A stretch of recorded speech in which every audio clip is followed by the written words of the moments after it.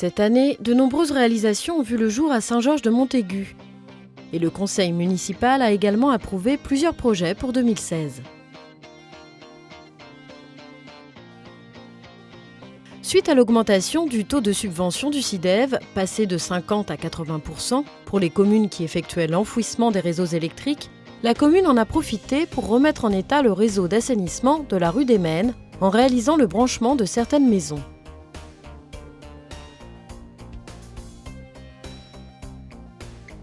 Pour la première fois, l'appel d'offres pour le débroussaillage a été lancé en commun avec la commune de Treisseptier. Le montant de ce budget pour Saint-Georges est de 20 000 €.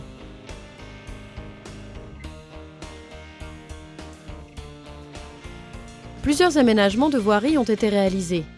La réfection de la rue des Glycines, l'aménagement des parkings de la place Raymond Dronot, l'aménagement de l'arrêt de bus de la rue des Guignardières, la réalisation de l'enrobé à l'entrée du cimetière et l'aménagement du passage piétonnier dans la prairie de la Mijonnière. La remise en état du réseau d'eau pluviale de la Roche-Pépin, la reprise de la route des Pincerons suite aux travaux de la station, et enfin, la réalisation de 6 km de curage de fossés.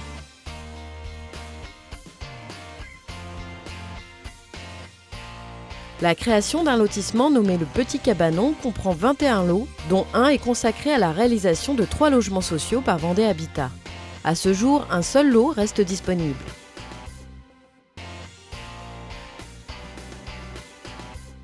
La station d'épuration, alors l'objectif était d'augmenter la capacité donc, de la station, passer de 3000 à 3800 équivalents habitants, avec aussi le traitement du phosphore, un point essentiel dans cette station. Un premier temps, un bassin tampon qui collecte tous les effluents de la commune, qui permettent de temporiser toute l'arrivée de l'eau sur la station.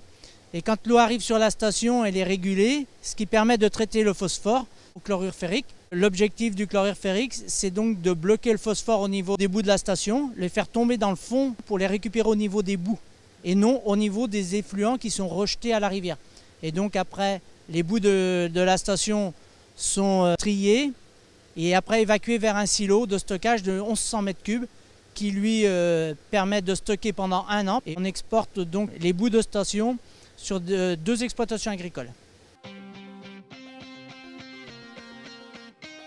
Depuis 5 ans, Saint-Georges s'est engagé dans la démarche visant à procéder aux travaux de mise en accessibilité de l'ensemble des bâtiments communaux recevant du public.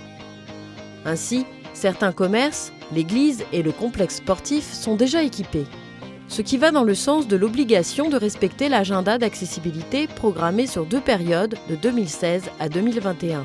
La commune de Saint-Georges ainsi que toutes les communes de la communauté de communes Terre de Montaigu ont donc sollicité un cabinet afin d'être accompagnés pour la réalisation de cet agenda avant le 27 mars 2016. Pour pallier aux problèmes de vandalisme de nos équipements communaux, une harmonisation des systèmes d'alarme a eu lieu à la mairie, au service technique, au complexe sportif et à la salle d'Olia.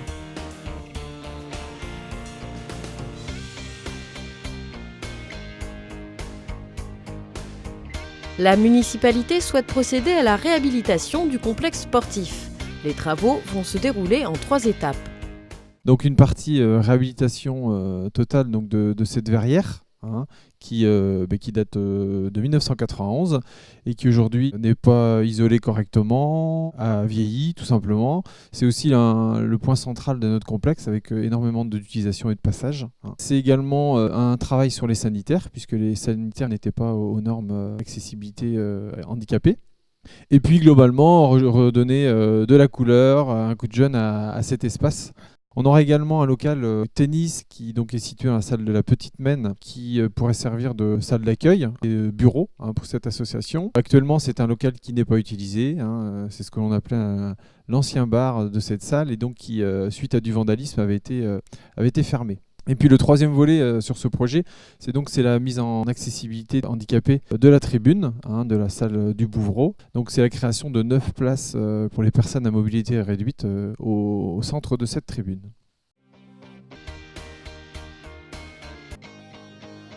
L'établissement de l'EHPAD, le Val des Maines, qui accueille nos aînés, a une capacité de 30 places, dont 22 en médicalisé. Il est géré par le CIAS, Centre intercommunal d'action sociale. On trouve la même configuration d'établissements chez nos voisins, à Boufféré, Montaigu, Saint-Hilaire-de-Loulay et la Guyonnière. Un travail de diagnostic local, de santé et social est en cours, en lien avec les 2 communautés de communes Terre de Montaigu et Roche-Servière.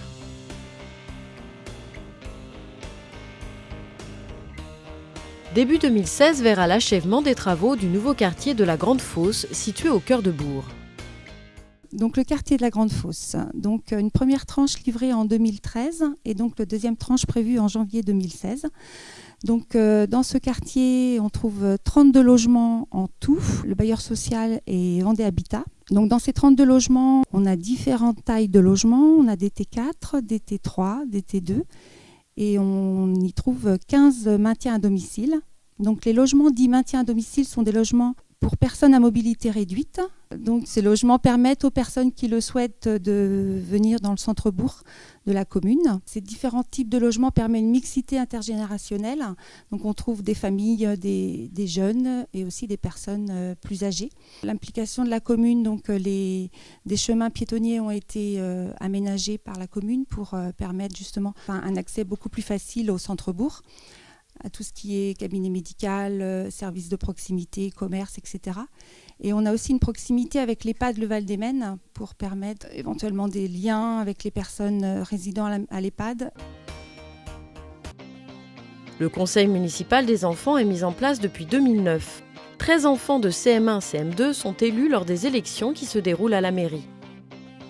Ils se réunissent ensuite tout au long de l'année dans la salle du conseil, où ils travaillent sur différents projets comme la sauvegarde des animaux et les activités culturelles pour les enfants.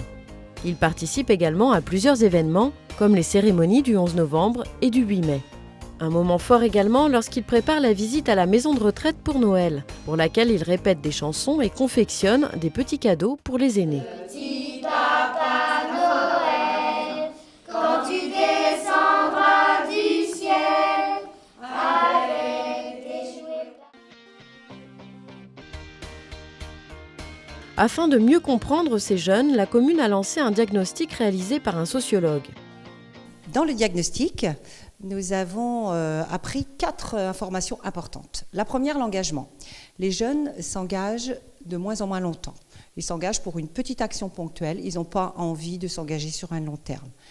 Leurs parents. Les parents sont très protecteurs des jeunes de la commune. C'est-à-dire que lorsque l'enfant, le jeune a une difficulté de vie, ils sont tout de suite là pour aider son enfant, au lieu d'essayer de le faire grandir par lui-même. La troisième chose, c'est que les jeunes, ils ont envie de faire des projets plus courts, mais des projets. Et finalement, ils apprécient d'avoir un accompagnement, parce que les projets pour eux, ils ont leurs études, ils sont très occupés, donc ils ne peuvent pas monter les projets tout seuls, donc ils ont besoin d'un accompagnement. À la suite de l'étude, donc, on a décidé de continuer à accompagner les jeunes. Et puis aussi, on s'est aperçu qu'ils avaient des copains dans les autres communes. Donc, on va faire une politique jeunesse intercommunale pour justement être au plus proche des jeunes. Parce que, en fait, les jeunes de maintenant, ce sont les adultes de demain.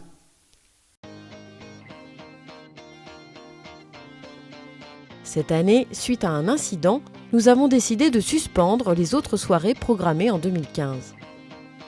Pour permettre aux jeunes de continuer à avoir ce type d'animation, et après une discussion avec les associations organisatrices, il a été décidé de recommencer à organiser des discos en 2016. Mais la consommation d'alcool y sera interdite.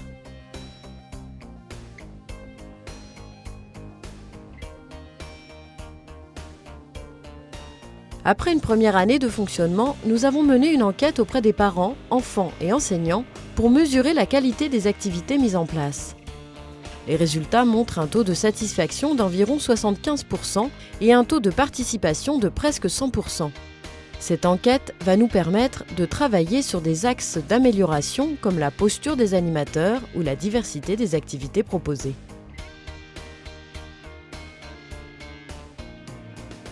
Le conseil municipal a approuvé cette année la construction d'une nouvelle école primaire. Donc en fait on arrive avec une école actuelle qui arrive au terme de ses possibilités d'accueil.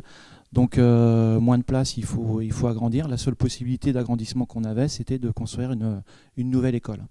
Donc on a franchi le pas et puis donc là on est dans une phase plutôt d'études avant la dépose du permis de construire. Donc les plans sont bien avancés. Donc c'est un bâtiment qui va se situer derrière l'école maternelle actuelle, qui va s'intégrer dans un environnement qui est plutôt sympa, dans la verdure, avec de l'eau derrière, des arbres. Donc on a voulu que ce bâtiment soit très proche de cette nature, donc avec un bardage bois et une toiture végétalisée. C'est un bâtiment aussi qui épouse les formes du terrain, où on a une pente assez vive. La particularité de ce projet, c'est qu'on va être sur 2 étages, mais avec un étage inférieur, donc rez-de-chaussée et étage inférieur. Donc c'est un bâtiment qui aura 6 classes, donc qui correspond aux besoins actuels, mais on aura une possibilité d'agrandir plus tard, si le besoin se fait sentir, de 2 classes supplémentaires. En 2015, le programme d'entretien et restauration du patrimoine a compris 3 chantiers conséquents. La réfection du pont Boisseau, avec la suppression d'une ancienne canalisation d'eau potable par Vendéo, la reconstruction des murs de pierre soutenant les jardins du fort et la sécurisation des terrasses de la biodiversité sur le site de la Maison de la Rivière, surplombant une cressonnière restaurée par l'Association de sauvegarde du patrimoine.